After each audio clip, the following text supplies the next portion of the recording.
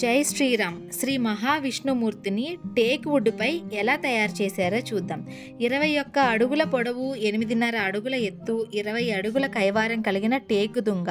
దాని వయసు సుమారు 1000 నుంచి 1500 సంవత్సరాలు ఉంటుంది.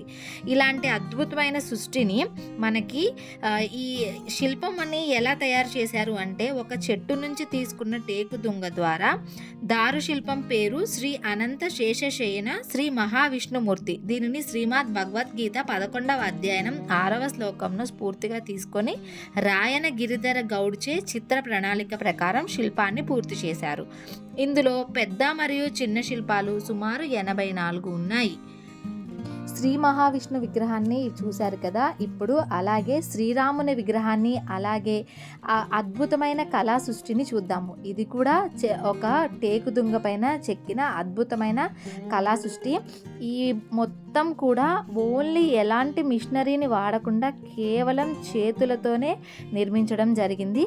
మనకి ఇందులో చూస్తే మీకు తెలుస్తుంది, ఇదంతా కూడా రౌండ్గా ఉంటుంది. ఇందాక చూసిన మహావిష్ణుమూర్తి ఇలా చెక్క పైన పడుకొని ఉంటారు. ఇప్పుడు చూస్తున్న శిల్పం మనకి చెట్టు ఎట్లా రౌండ్గా ఉంటుందో ఆ టేకు దుంగ చుట్టూ కూడా మనకి ఈ విధంగా కళా సృష్టిని అయితే ఏర్పాటు చేశారు. మనకి ఆంజనేయ స్వామి కావచ్చు, రాముల వారి కావచ్చు, ఇంకా వివిధ రకాల దేవతా విగ్రహాలు అన్నీ కూడా ఈ చెట్టు పైన, అంటే ఇదేంటి మనకి టేకు దుంగ పైన ఈ విధంగా నిర్మించారు. ఇది ఇంకా కూడా పూర్తి అవ్వలేదు, ఇంకా పూర్తి అవ్వడానికి సమయం ఉంది. ఇంకా వీటికి ఇంకా కలర్స్ అవన్నీ కూడా వేయాలి.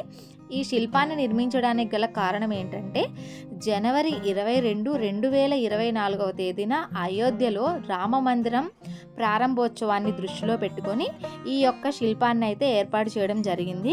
మీరు చూడొచ్చు ఎంత అందంగా తీర్చిదిద్దారో. కేవలం చేతులతో మాత్రమే దీన్ని తయారు చేశారు, మిషనరీ వాడలేదని చెప్పాను కదా. ఇంకా దీనికి రంగులు దిద్దినట్లయితే ఇంకా మరింత అందంగా ఉంటుంది. మీరు ఎప్పుడైనా ఇలాంటి కళా అద్భుతాలను చూసారేమో కామెంట్ సెక్షన్లో అయితే కామెంట్ చేయండి.